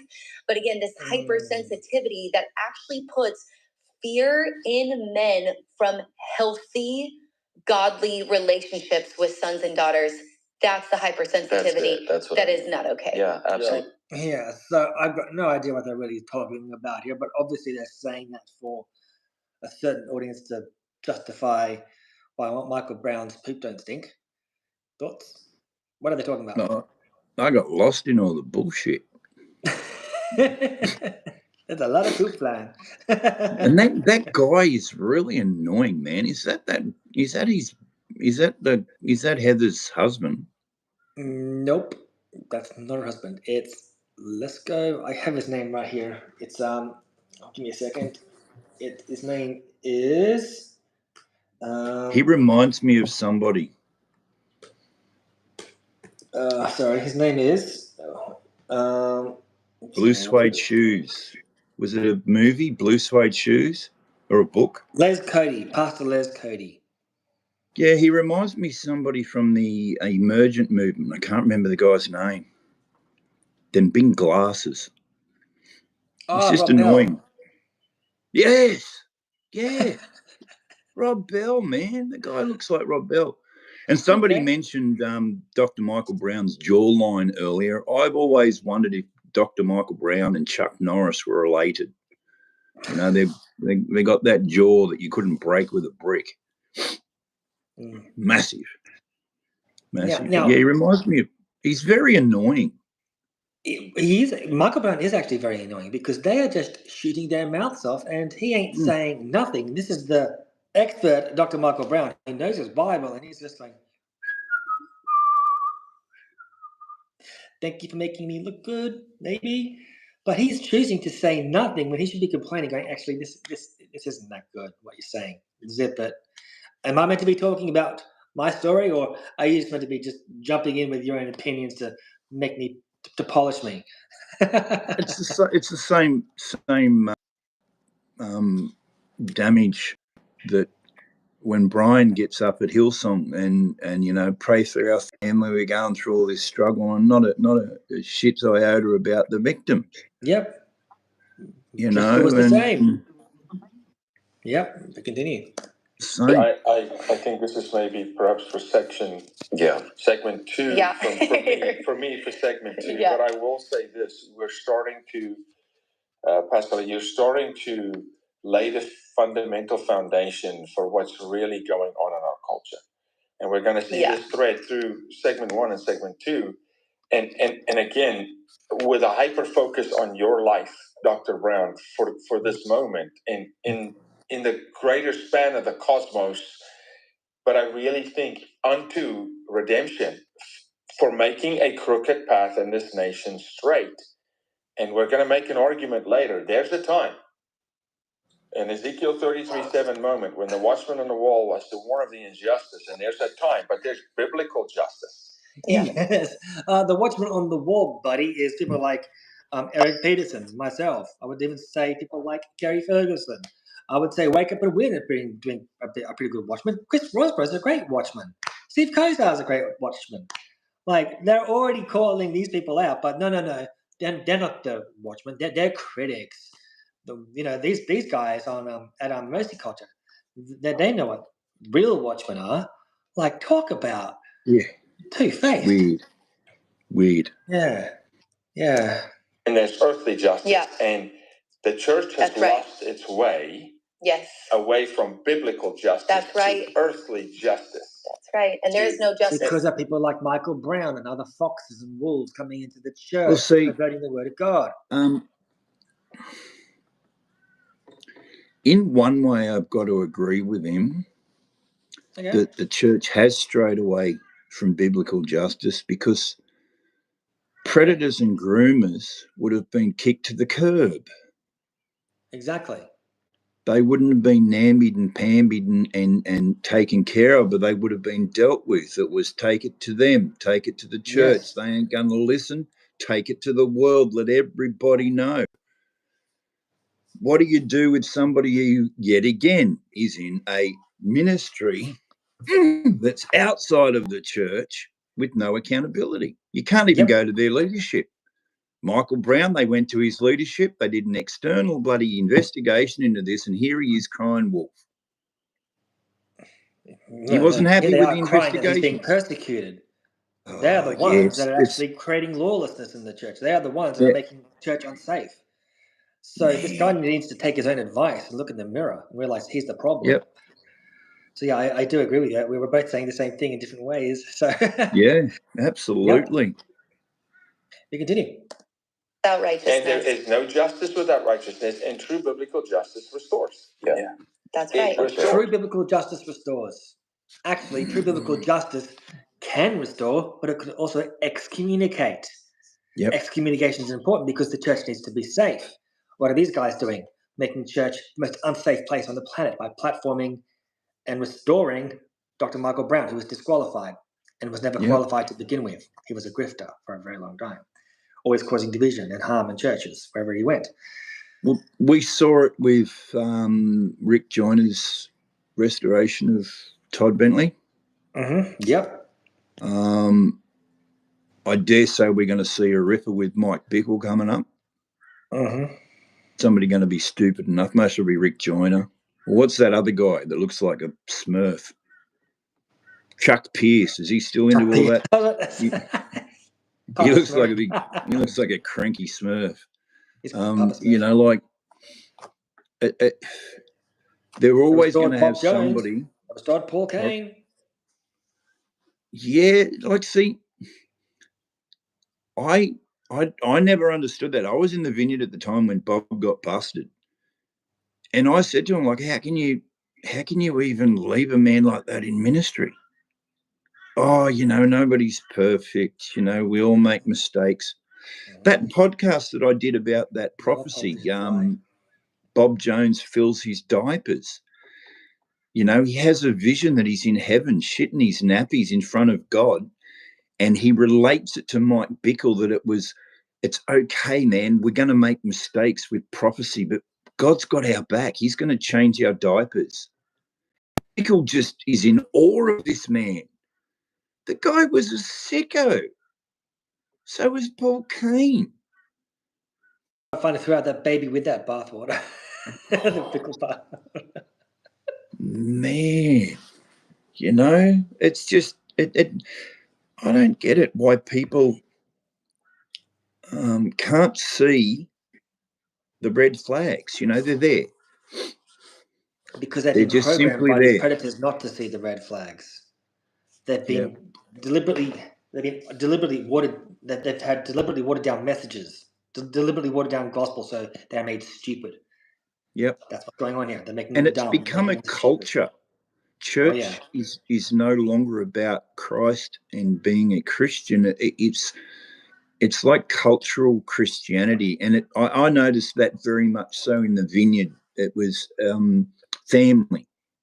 You become family, and it gets really annoying after a while because you're living out in and out of each other's pockets, and you got no time for yourself. Everybody's around; they're in your face, and it's like a bloody hippie commune. And people, you got to smile and be happy all the time, and it's like, man, no, give me some space, and it doesn't work. You know, that kind of it just, you don't grow. You know what I mean? You don't become a Christian. Yeah, and you're not a Christian. They don't want you to become a Christian, because as soon as you become a Christian that believes the gospel, you're dangerous. Yeah, because you ask questions. Yep. You know, you say, listen, you teach this, but the Bible says that. I remember querying the Presbyterians on their lack of service of communion.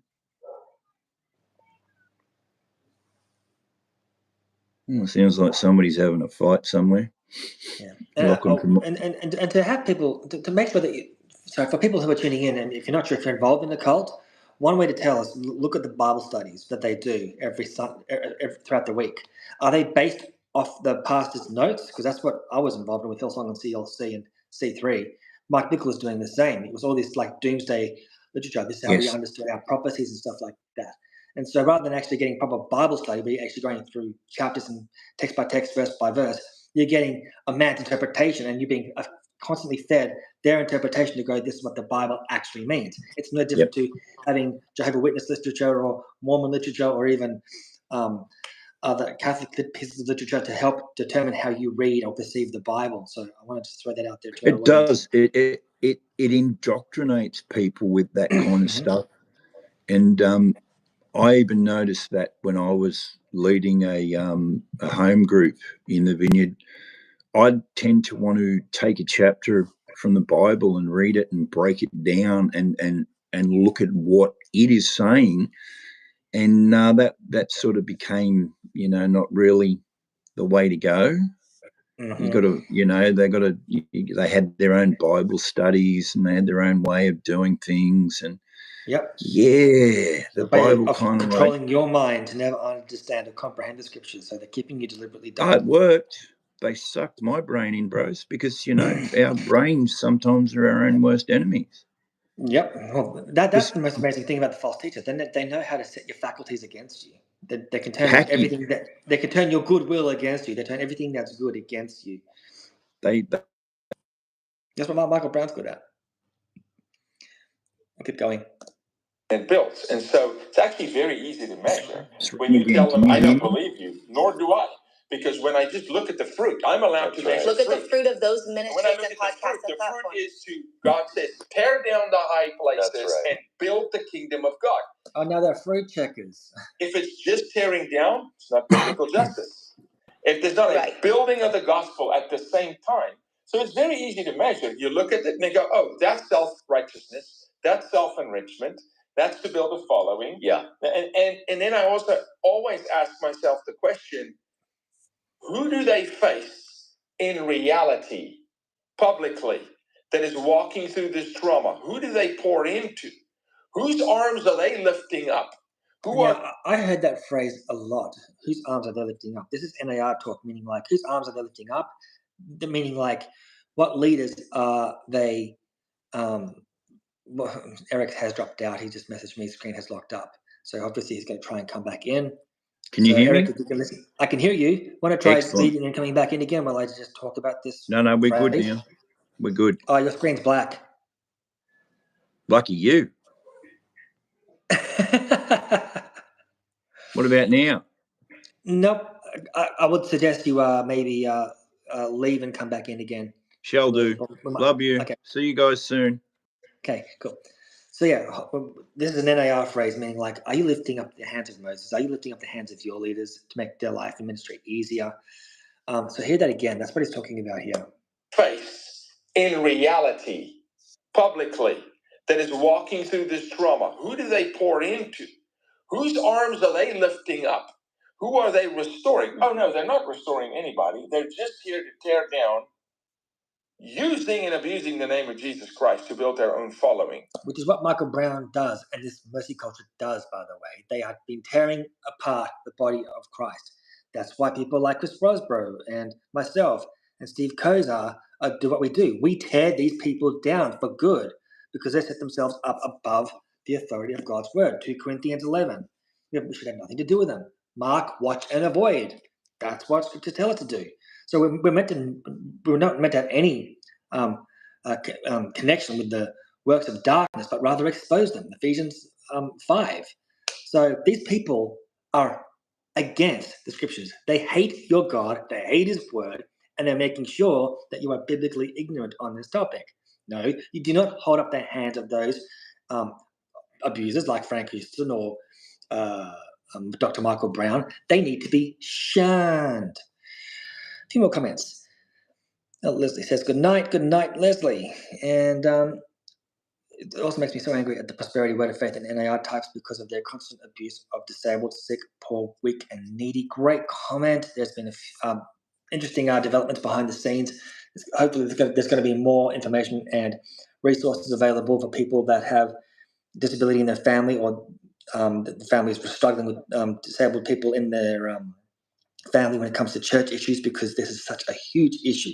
What do we do with the disabled community? There needs to be a resource, and I do believe resources like that are now on the horizon. I did used to work in the disability section, and I was flabbergasted how much the church does not care for disabled Christians and Christian families like that who struggle with disability. They are too harsh, maybe fruit leathers. They seem a bit dried out. Oof, oof. Geesh, here comes Eric. Here he comes. And 3, 2, 1.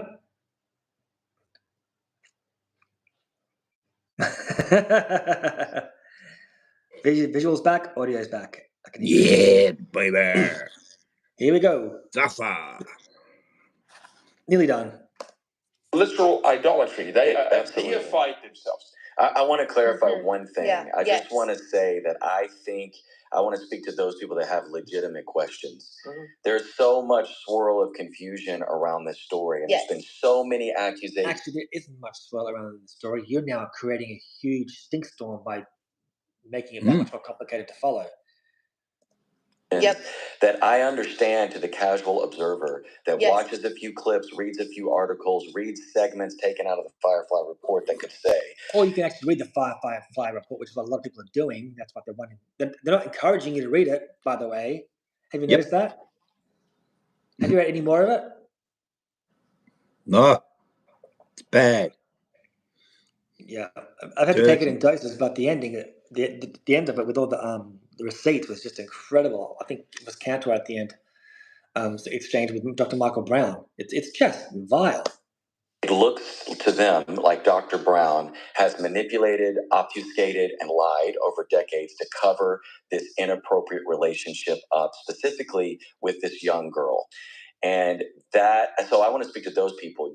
I believe, this is why we're doing this podcast, is to try to answer those questions. This is why we're doing this podcast, to answer those questions. I already said they are standing with Michael Brown. So stuff the victims, stuff if you know Michael Brown, stuff if he's throwing you under the bus, stuff you if you've been working in close proximity to try and say, hey, Michael Brown, can we please address this? You're a good friend of mine. No, he's just pretty much throwing everyone under the bus at this point in time. Here we go. This is why we're doing this podcast, is to try to answer those questions and for you to hear directly from Dr. Brown the relationship that he had and the context that these things took place in.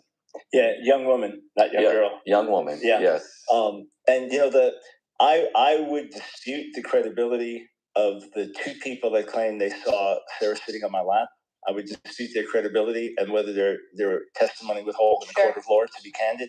This picture that's painted, I mean, people said, well, she sat, I'll read it on the internet, she sat on your lap and you groped her and kissed her on the lips. Never happened. Absolutely, categorically not. And the crazy thing, and maybe we could put some of this up, and you got to realize, I've walked in the fear of the Lord. I've sought to honor God. I've spent many an hour laying on my face, weeping before him, asking him to make me like his son and to allow me to serve. Make me like your son. Reminds me of that silly Monty Python episode. Ain't no nobody. Make me like your son. Kind of nonsense. What did the self-righteousness? What did the Apostle Paul say about all his accomplishments in life? Poo! That seems to be the word of the day. Could have been a good title, eh? Part 4. Poo. The Ministry of Poo with Michael Brown. You can't polish his ministry. Sorry, I went there. Look at going. His people.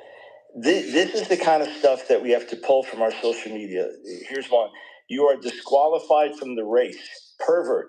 Sexual predator. Protector of false prophets. Here's a text that gets sent to me. So someone that knew me well enough to have my cell phone. The Lord is removing your lampstand due to your involvement in sexual perversion. Praying you get saved, Michael. You were completely lost. We never had a lampstand to begin with because I've never had him preach the gospel. His gas is running out. Mike Brown is a narcissistic, unrepentant abuser who thinks he can play God, ignore his victims. God will not be mocked. That's true, actually. And please take note, folks. You might want to check out you can see it on archive.org. Be careful how you hear .org. Man came out of fire school, He was going through all their books saying, look, he's part of the NAR. These are his books. These are his literature. They know these people as apostles. This is the structure with Bethel and Michael Brown and Morningstar. Like, he laid it all out, and he came to the conclusion that Dr. Michael Brown was a narcissist. And he didn't really kind of sit with everyone else trying to come to that conclusion when they were talking leading up to this entire expose. He caught him out back in 2014. So people who didn't really know Dr. Michael Brown but was at his school came to that conclusion. So fascinating, right? Any comments? No. I'm enjoying Jeff Goldblum here. Anyone that knows me knows I'm a fighter. I don't mind controversy. I get lied about and maligned every day, but this has been very intense. The tiger. I walk through the airport, and anyone with a platform, you get recognized. People come up with a big smile. I've listened to you for years. Now I see someone look in my eyes like, "Do you think I'm a predator? Yep. Do you think I'm some abuser or groomer?" And this is. We got to do better. I'm not. You've heard me in private. I'm not mad at the people who've gone after me. Yeah. I pray regularly for God's best in their lives. There's nothing retaliatory in me. I'm not going to use my platform, which is still substantial by God's grace, to bash others. That's not my intent. He always uses his platform to bash others. What does he say about his platform there? Can you go back like 5 seconds? Bad at the people who've gone after me. User a groomer, and this is. We got to do better. I'm not. You've heard me in private. I'm not mad at the people who've gone after me. Yeah. I pray regularly for God's best in their lives. There's nothing retaliatory in me. I'm not going to use my platform, which is still substantial by God's grace, to bash others. That's not my intent. Substantial. But really, we just have to. Substantial by God's grace. I'm not going to use my platform, which is substantial by God's grace. Wow.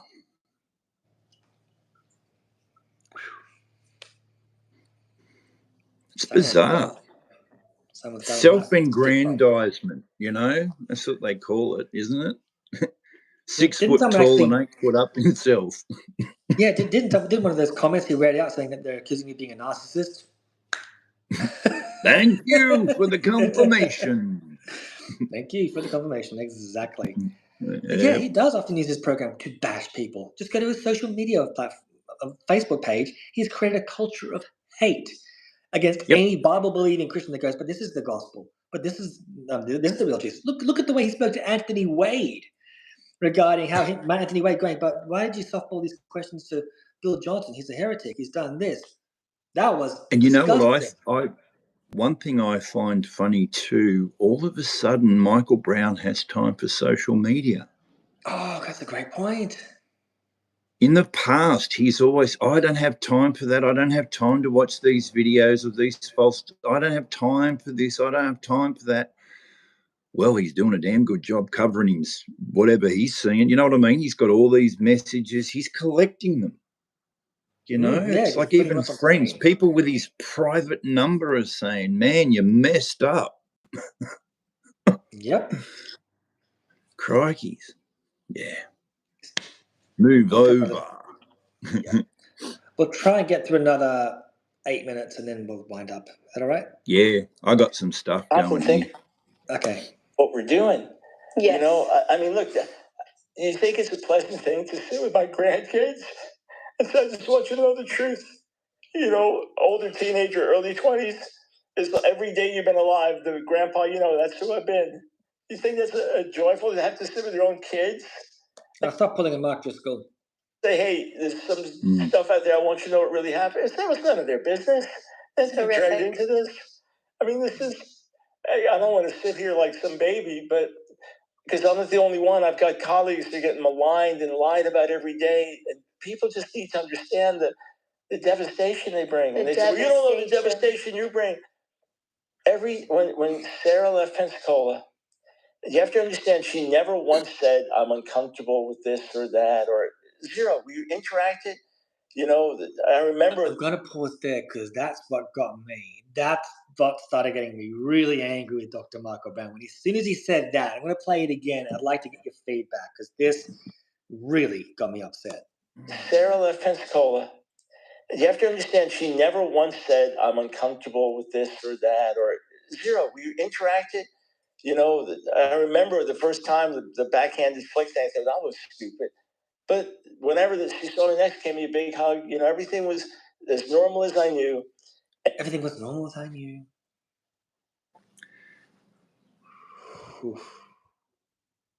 I find his language too very interesting there, because it was not an era where you had to ask somebody to kiss them or, you know, put your arm around them. It was a different world. Do you know what I mean? Like these days, I think you need to nearly have an affidavit before you can sleep together.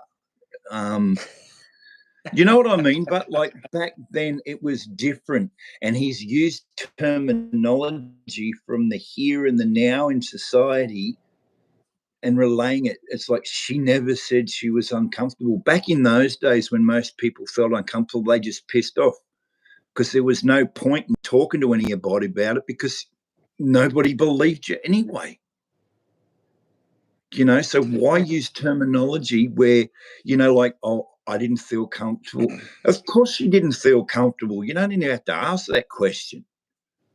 You know, I had some friends whose children were put on Ritalin at a young age, right? I was 17 at the time, and their daughter, 11, came and sat on my lap.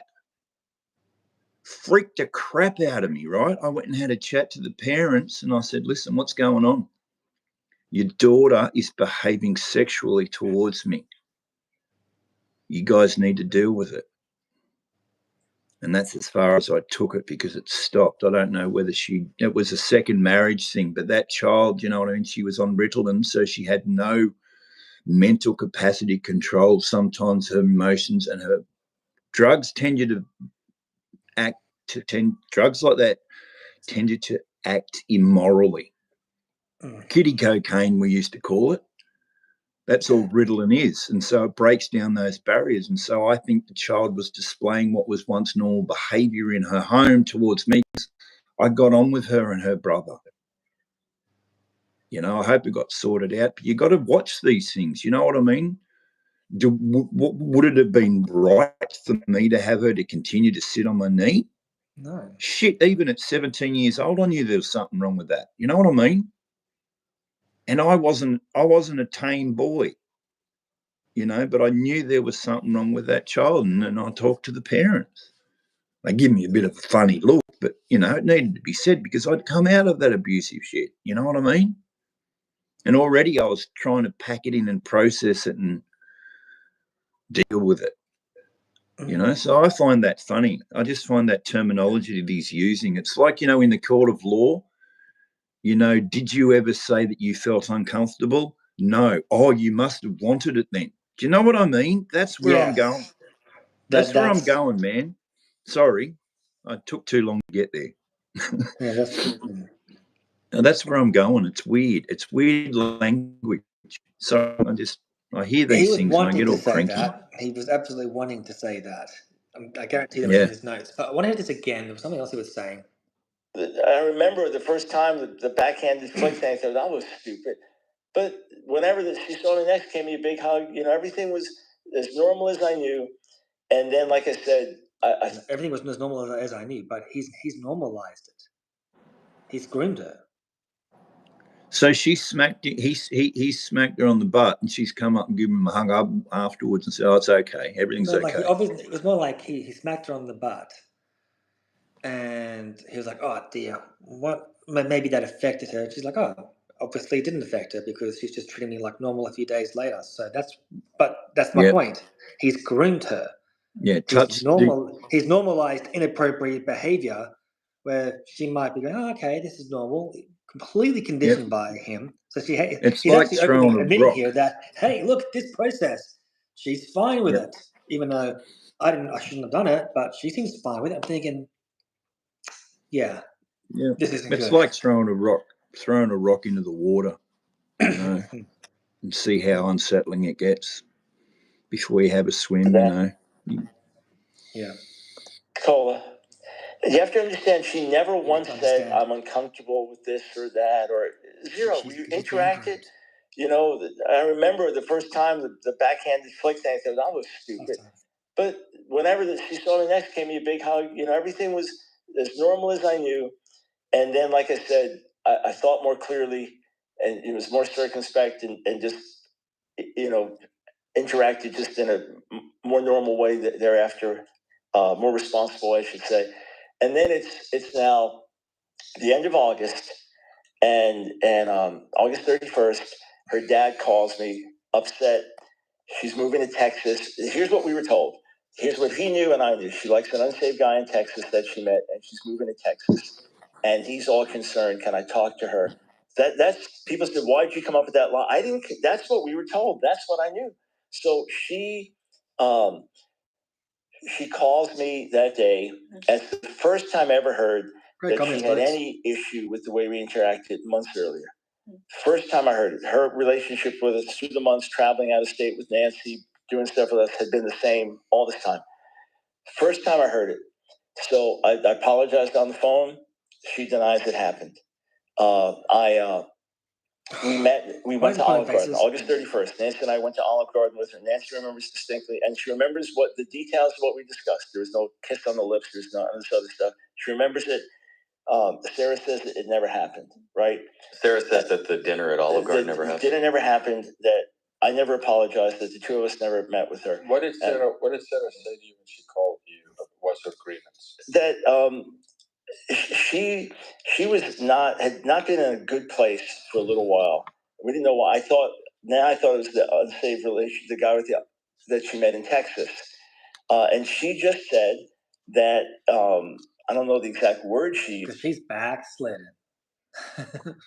You know what's interesting too? It sounds like she met up with a fella in Texas that's got a set of balls to take this guy on for what he did to her. That's a good point. That's a very good point. Because that's what he says. It wasn't until she moved, she had a problem with what happened months earlier. I'm thinking she may have broken down with this fella in Texas, and he said, hey, that's not on, baby. Let's deal with this. I don't know. You know what I mean? Like, that does sound a bit sort of, whoa, his wife is his backup, not like she benefits from backing up. There are a number of witnesses say he was a predator. Yeah. That's a really good observation. Yeah. And by the way, what amazes me is everyone perfectly remembers conversations from 25 years ago. Right. Yeah. Try a conversation 10 minutes after it happened. Right. Husband and Yeah, Dr. Michael Brown, we saw that also happen at the Royal Commission when there are some really weird conversations. You remember those really weird conversations. When you have a confronting conversation, you can remember that confronting conversation as like it was yesterday because it was so impacting. Otherwise, it's so traumatic that it's blocked out. Thoughts on that? It does. It when I had to get ready and prepare myself to do my statement for the police, it was interesting. It took me a while. It took me a good 6 months just to get the mindset. And when I was doing the statement, it was amazing at the time the things that would come up and I'd recall. You know, it was like I could even still to this day give them detailed floor plans of the houses and everything, you know, where everything was nearly, where the kettle was positioned. Why would I remember that shit? It's burned into my brain, you know what I mean? And it's not a nice thing because actually one of the houses I was molested in, a good mate of mine ended up buying it years later and I never told him. And so I used to go and visit him and it'd be real freaky being in that house trying to act normal and not tell him, bro, this is one of the houses I was molested in as a kid, because he would have gone off and torched it. You know what I mean? It's really strange. My world's been weird. Yeah. But no, he should have. Yeah. Why me just offered this fantastic post as well. After Michael Brown perfectly remembers a conversation from 20 years ago, he says he cannot remember a conversation from 20 years ago. Yeah. He does it all the time. Shot himself in the foot yet again. Classic gaslighting. This time it's backfired because people are starting to see his gaslighting techniques. Well spotted. Agree on what actually happened. Yeah. They all remember perfectly. Even with my journaling and good memory, I don't remember details, but just that it wasn't right. And that somehow it had bothered her. And that's the first time I heard it. So, of course, I apologized. And that's why we immediately had dinner with her that night. So you said, and this was you and Nancy both. Yeah, both of us. Okay. Well, you could say Nancy's covering for me, right? That it's not real. And I'm just making it up to cover. Okay, so according to Ron Cantor, he reached out to Sarah, an old colleague of mine, had reached out to her in late October of last year, talks to her for over an hour, and writes to our board October 31st. And his words, we put them on the screen, that after talking to me, she was disgusted. According to him, according to his words from Sarah, she was disgusted. She no longer related to us like mom and dad, and she pulled away. All right? So he says that's how she left Pensacola, disgusted with us, no longer relating to us like mom and dad, and pulled away. So Nancy was called mom as well. Okay. And he also says that years later she didn't talk about abuse because it's only delayed awareness. Well, that contradicts it. If you were disgusted then, you're already aware, right? Yeah. Well, in point, you say, well, who do we believe then? Because I say she left in good relationship with us. I say we had 13 years of conversation. So if we could put this on the screen. So Nancy and I, before we did this investigation thing, we went through this giant box of cards and found a bunch from Sarah handwritten. So this is the note she leaves, okay, on my office desk. So she had resigned from her job, so she's been away a couple of weeks now from working there. September 13th, 2002, the day before she left for Texas, okay? This is not made up. This is not reconstructed. This is reality. Dad. Reality. Remember, she no longer related to us no longer related to me as a dad. According to this new testimony. Yep. She was disgusted. Dad, I just wanted to leave you a little something just to let you know that I love you and I miss you so, so, so much. 2 exclamation points. Thank you so, so much for everything you did for me and for my family. I had to wipe my tears off your desk. I guess I can't hide them anymore. I love you, Dad. Please know I would still bend over backwards to make your load easier because she's always trying to help. I love you. Me. That's who we knew. Sarah, if you're watching this, do you remember writing that note? You weren't disgusted with us. And then here, this is the emails, okay? Just the sampling over 13 years. Wow. You know, the first thing I heard when he read that out, and I could be completely wrong, but it sounds like a woman struggling with the guilt of what happened.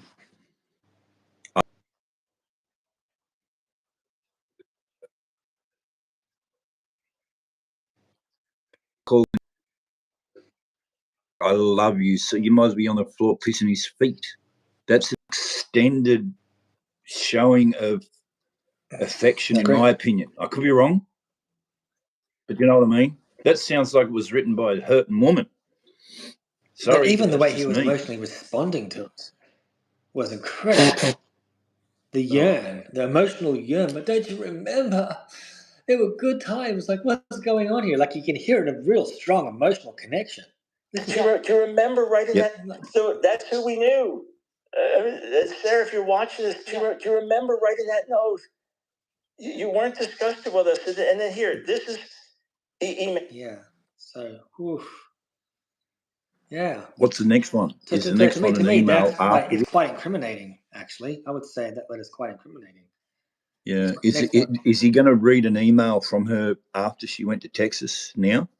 He's going to do something. Okay, just a sampling. Over 13 years. March 16th, 2005. So this is now 3 years later. Happy birthday. Hey, I just wanted to say happy birthday. Lots of love, Sarah. Mm-hmm. December 30th, 2006. I said, hey, Merry Christmas. Hey, I just got my computer back, but thank you and Merry Christmas to you and a blessed New Year. I don't know if I told you, but in October I had another miscarriage. I was almost 3 months this time, had a really hard time, but getting through it. I guess 2006 was not a good year for me. I'm praying 2007 will be better. Miss you a lot. Me. April 13th, 2000. You want me to go back and read it? Pause it a bit? No, it's just sort of emails. Yep. 2007. Well, she had a question about something working years earlier, fire or retirement account or something. But while I'm writing you, I will let you know that I'm going to a church here in Caryville, Calvary Townville. The pastor's Dale Wade. You know anything about him? His ministry's been on TBN, etc. Wondering your thoughts. And then mentions one of her kids loved going to children's church. She sings the songs all week long. It's so cute. My parents are going with me Sunday. and her husband said he might. I'm not harping on it. I know God has to pull him in, not me. She tells me she's pregnant. Then personal stuff. Yeah, love Sarah. September 21st, 2011. First, hello, how are you this morning? The little boy she'd asked me to pray for has leukemia, etc. Oh, here's what she asked about the 401k. And look how she signs it, loves and hugs. All right? 2013. Just no, hey, how you doing? Haven't talked to you in a long, long time. Figured I'd say hi. The last email I can find, 2015. She was asking me to pray for one of her kids who was really sick. Please pray. Thank you. We're leaning on the Lord and crying out. My strength is definitely gone, and I know it's His strength I need. I'm learning and trying so hard to give it to Him. This is so hard. And it goes on from there. This is reality. This is not reconstructed. This is the relationship we had for years.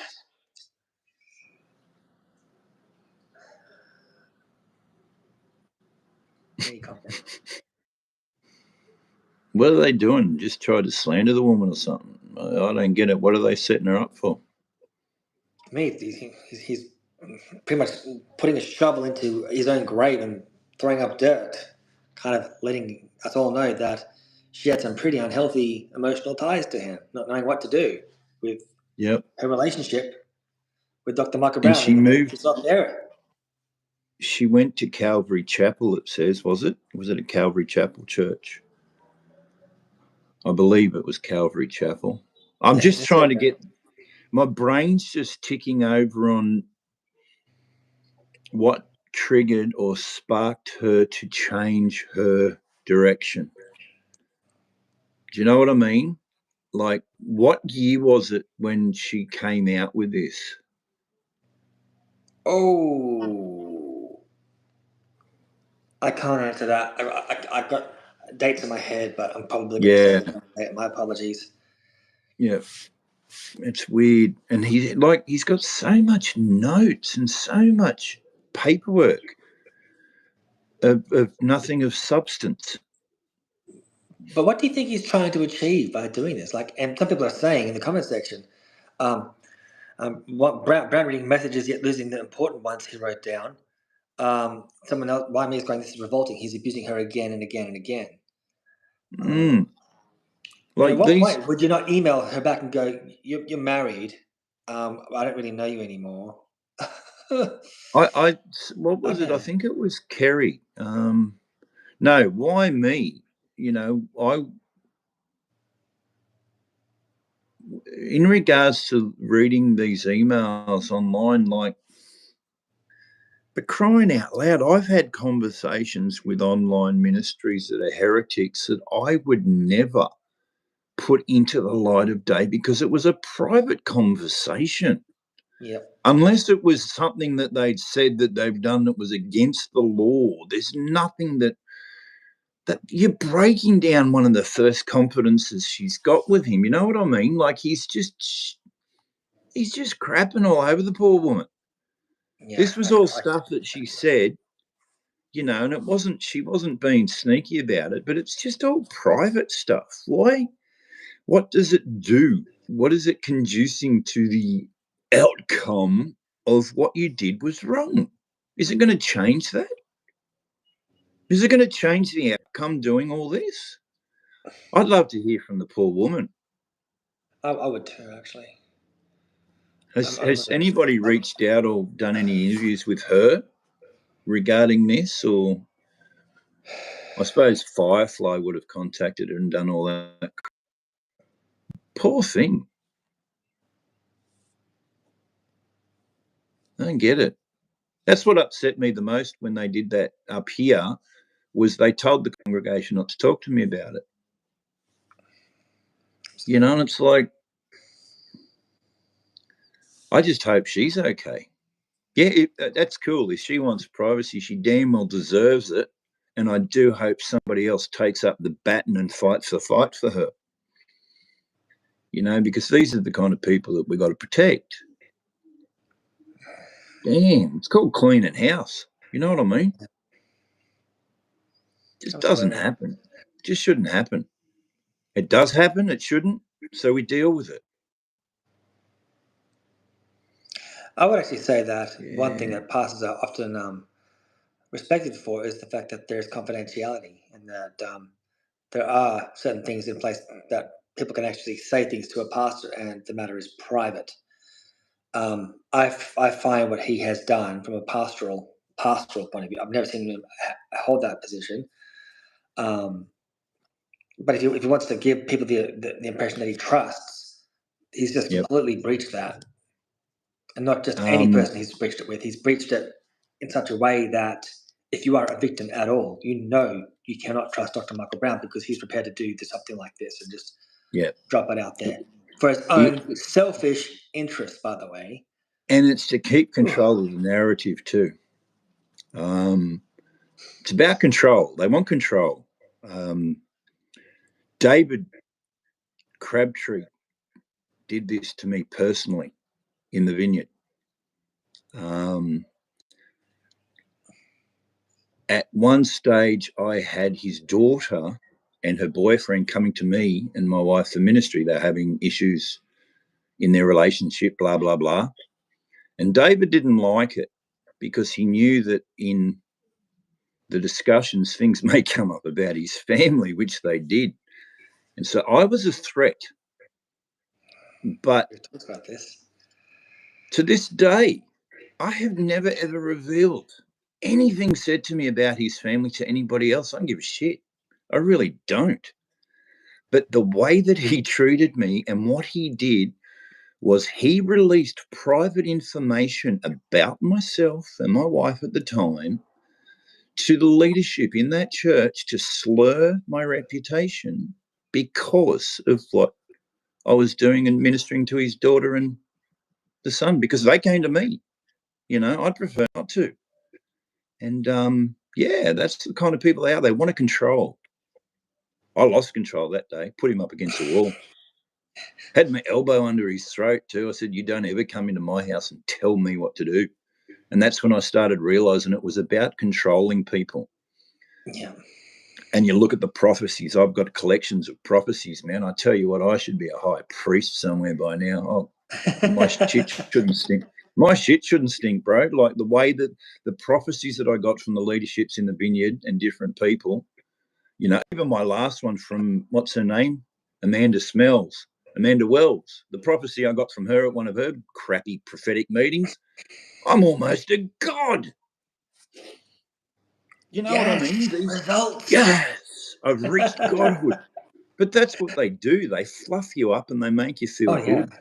See, 3 prophesied out than the prophet, so I must be. But this poor girl, I hope she's in a good church and she's got people looking after her, not taking away her on holidays and having to sit on their lap and smacking her ass. That was just wrong. I'm sorry that happened to you, Sandy. That was just wrong. I'm sorry, darling. That should just never have happened. But unfortunately, we live in this shit world and this stuff happens. It's heartbreaking. I think it's sometimes too, you get people, honestly, if you do not know your own sinful nature and you're in a leadership position, you're in for trouble. Oh, yeah. I don't trust myself, man. Absolutely not. No way, chance in hell. And so do things. That's why one of the gifts of the Spirit is discipline, by the way. Because once you're aware of how whacked out this thing is, you're like, I need discipline. Yeah. Thank you for that gift. Thank you for that fruit. and you do things in your life that protect other people from yourself. And that's what it's about. It's not about you. It's about you protecting others from yourself. And if people started to realize how sinful they really are and they're not that good, like you look at the way they prance around. The one that always gets me is that little turd in the tight jeans. What's his name? Jeff Furtick. Stephen Furtick. Stephen Furtick. He prances around and it's, they're untouchable. They're not pastors. Exactly. I wonder how often they weep when they're praying for their congregation. Do they know the people in their churches? That's what it's about. I'm getting cranky now. That's true. You know. But no, we should move on from this. I need a break, man. We've been going for a while. Perfect timing. I was about to say we've now reached the 1 hour, 5 minute mark. We've done the 8 minutes. So excellent, because it does your head in. It really does. Watching this stuff, it does, pulling it apart. You're like, too much things are going on around here too. My dog playing up, and I've got to go settle them down. When the master's away, they start to play up, the little turds. I have 5 dogs, 5 pit bulls, folks, so I need to be on top of them. Like a plan. I love my babies. Yeah, I love my babies. So you know, and again, like I said, guys, if you've been in a situation like this, reach out if you want to. Whatever, if I can, I'll do whatever it takes to help you. You know, like. People need to be cared for that have been through this. I know I need to be cared for and loved. That's why I ended up as one of Bros congregation. Bros. Look, poor bastard, honestly, I do feel sorry for Chris sometimes because he gets me boots and all. And, he takes it so well.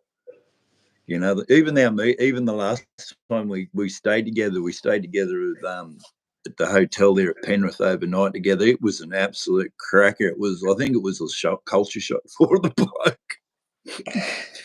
But when, I laughed too, because when you met me, it was, about 2017, I think I came across you. Okay. And you in... no, because I rocked up one day. Remember, I rocked up to Alethea, and Chris is like, "No, we were talking with the bearded Bereans back then. Before that, it was big, yeah. But I hadn't joined the Lutheran mobs, and I was a Presbyterian still. Then I thought you Lutherans were wackos. I never understood Lutheran theology, and it was funny. You know how earlier I said I was arguing with the Presbyterians about their communion. Mm-hmm. I was arguing that should be like the Lutherans have it, but I didn't even know Lutheran theology then. Isn't that weird? Just from reading what the God's word said. It was really fun. It's strange. Gear, my dog's barking out there. The missus will be yelling at me soon. Yeah, I can hear them. We should wind up, but yeah. Fun fact. But thanks for joining us, guys. Yeah. And the fun fact, I did ask Chris Roseborough if I could design a shirt for him to promote Lutheranism with the shirt "I love Lucy." He didn't like that. It's like I could see it if you did. I take that idea back. No, you got to do one. I'm going to get my daughter to make one. I love Lucy, with a picture of Luther wearing a wig the same as Lucy. No, yes. That's no, just nailing something up against the wall. No. I love Lucy. That's why I love him. Yes, love you, man. Yeah, love you too, Eric, and everyone that's joined on. Thank you for joining in. A lot of you have come from interesting church backgrounds and experiences.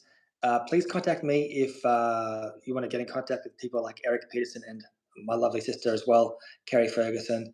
They've got big hearts. And there was an individual that was commenting that I do want to reach out to. I forget their name. I think it was Other Places We Will Go. If you are still there, please reach out to me. Your comment reads, "At ARC, they told us everyone should be saying the same exact thing. It was very cultish." I want to learn more about ARC. I think they are playing a very prominent role in platforming abusers again, like people like Mark Driscoll and Carl Lentz and Brian Houston. I want to get my head more into that stuff, so please reach out to me behind the scenes. Aside from that, thank you, Eric, for coming on. Check him out on social media, the Outback Berean. He's a humble bloke and very faithful. And thank you again for all tuning in. So love you all. Bless you guys. Soon, and goodbye.